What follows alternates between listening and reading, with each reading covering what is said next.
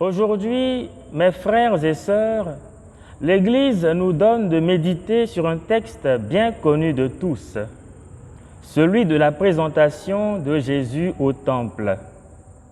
Le thème qui retient mon attention dans l'Évangile de ce jour est celui de l'attente. En effet, il est dit au verset 25 du chapitre 2 de la Bonne Nouvelle selon Luc.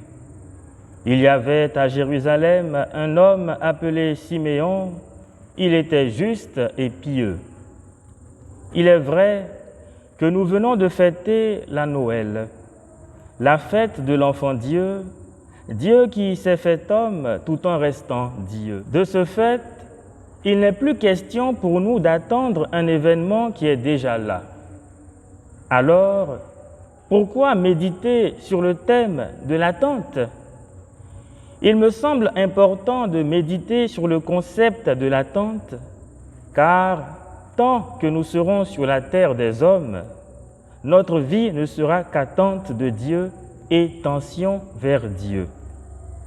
À Noël, nous avons reçu et accueilli le Messie, mais cela ne nous empêche pas de le recevoir chaque jour dans la Sainte Eucharistie. Ce qui nous fait comprendre que la vie du chrétien ici-bas est une vie d'attente et d'accueil perpétuel. Une vie qui se passe dans un double mouvement d'attente et de réception. J'attends sans cesse le Seigneur parce que je ne peux pleinement le recevoir dans cette vie. Je le reçois sans cesse parce qu'il se donne à moi autant que j'en sois capable, et spécialement dans ses sacrements. Si la Noël est la première venue du Christ, sa seconde venue est son retour final dans la gloire. Mais entre sa première venue et sa seconde venue, il y a ce que nous pouvons appeler des venues intermédiaires. Ce sont des moments où Dieu nous visite personnellement, dans l'intimité de notre cœur, ainsi qu'à travers les circonstances de notre vie. Notons que 3 mots grecs définissent le temps dans le Nouveau Testament. Ce sont chronos, qui est le temps mesuré par une montre, les minutes, les heures, les jours. Aion, et là, nous distinguons l'aion présent, qui est le temps dans lequel nous vivons, l'état actuel du monde, et l'aion futur, le temps à venir, le temps du règne de Dieu.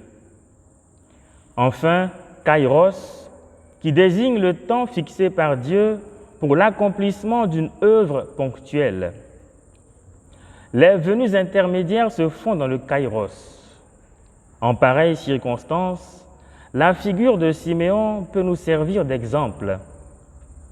Lorsqu'il reçoit Jésus dans ses bras, Siméon s'exclame en ces termes : « Maintenant, ô Maître souverain, tu peux laisser ton serviteur s'en aller. » Le maintenant de Siméon illustre bien la notion de kairos. C'est dans ce maintenant que Dieu visite et rejoint son serviteur.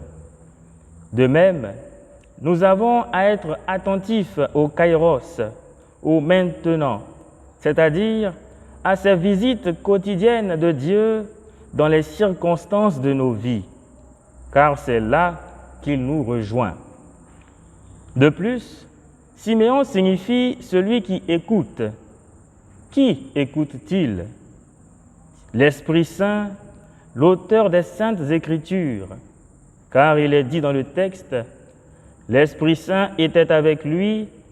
C'est donc l'écoute de l'Esprit qui fait de lui un homme juste et pieux, capable d'attendre et de recevoir au temps fixé la promesse de Dieu.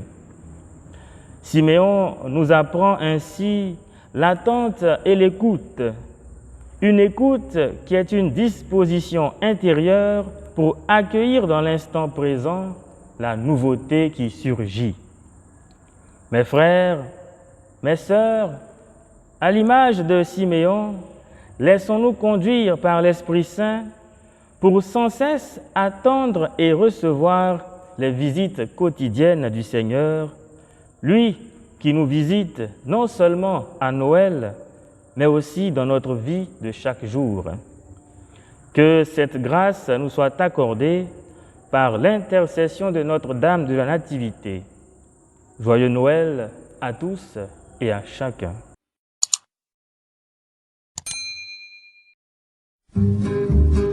Dominique et Nique s'en allaient tout simplement, oh Dieu, pauvre et chantant.